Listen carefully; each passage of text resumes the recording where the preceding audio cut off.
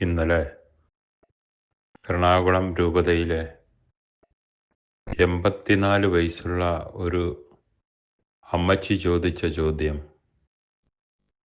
എല്ലാവരുടെയും കണ്ണു തുറപ്പിക്കേണ്ടതാണ്.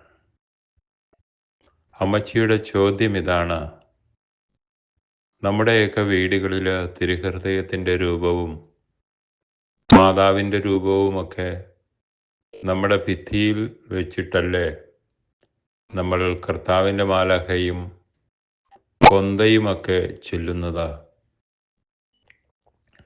നമ്മുടെയൊക്കെ മാതാപിതാക്കൾ, അപ്പനോ അമ്മയോ മരണപ്പെട്ടു പോയിട്ടുണ്ടെങ്കിൽ അവരുടെയൊക്കെ ഫോട്ടോ ഭിത്തിയിൽ തൂക്കിയിട്ടിട്ടല്ലേ അവരെ നാം ഓർക്കുന്നതും സ്മരിക്കുന്നതും? ഏതെങ്കിലും വിശേഷ ദിവസങ്ങളിലൊക്കെ അവരുടെ മുമ്പിൽ കരങ്ങൾ കൂപ്പി നിന്ന് അനുഗ്രഹങ്ങൾ സ്വീകരിക്കുന്നത്?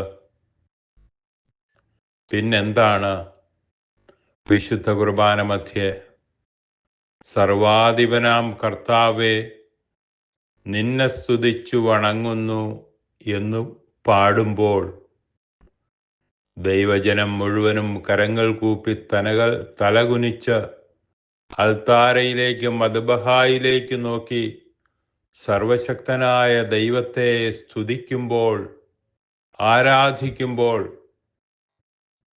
കുർബാനയർപ്പിച്ചുകൊണ്ടിരിക്കുന്ന വൈദികൻ ജനങ്ങളുടെ നേരെ നോക്കി നിൽക്കുന്നത് എന്തുകൊണ്ട്?